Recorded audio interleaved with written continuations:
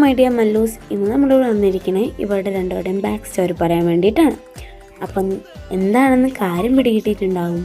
പക്ഷേ ഞാനിവിടെ പറയാൻ വന്നത് വേറെ ഒന്നുമല്ല, ഇതിനൊരു നോർമൽ എഫ്എഫ് മാത്രം കാണുക.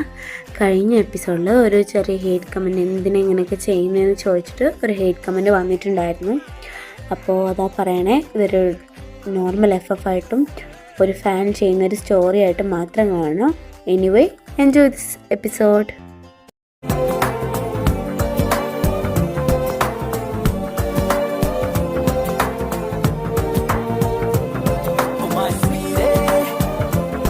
അച്ചോട്ടെ, എത്ര നാളെന്ന് വെച്ചിട്ടാ ഇവളുടെ പിറകെ ഇങ്ങനെ ഒരു കൂട്ടുകാരനെ പോലെ നടക്കണേ? കാര്യം പോയി പറഞ്ഞൂടെ?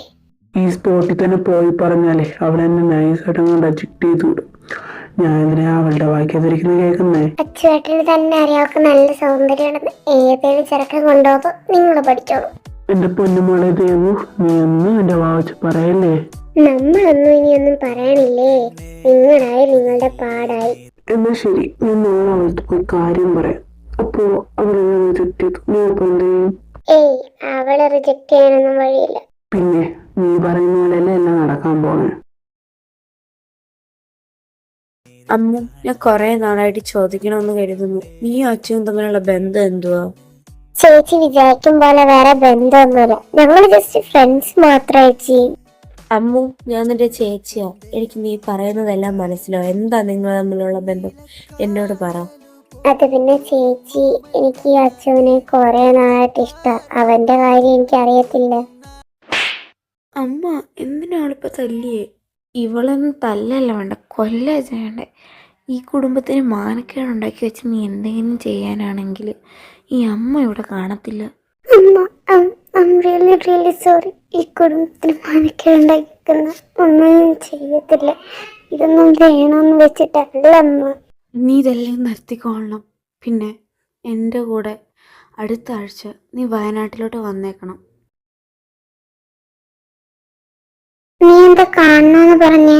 അമ്മ, എനിക്ക് നിന്നോടൊരു കാര്യം പറയാനുണ്ടായിരുന്നു. എന്താണെന്ന് നീ പറഞ്ഞിട്ട് പോവാൻ നോക്കച്ചു. അമ്മ, ഐ ലവ് യു ഡി. ഇത് നടക്കാൻ പോകുന്നില്ല അച്ചു. എനിക്ക് ആഗ്രഹം ഉണ്ടായിരുന്നു നമ്മുടെ കാര്യത്തില്, പക്ഷെ എൻ്റെ അമ്മ സമ്മതിക്കില്ല.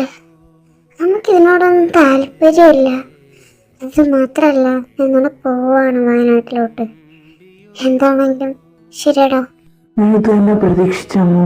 കുഴപ്പമില്ല, നീ എവിടെ പോയാലും ആരുടെ കൂടെ ആണെങ്കിലും സന്തോഷത്തോടെ ജീവിച്ചാൽ മതി. എനിക്കത് മാത്രം മതി. എന്താണെങ്കിലും ശരിയടാ, സന്തോഷമായിട്ട് പോയിട്ട് വാ.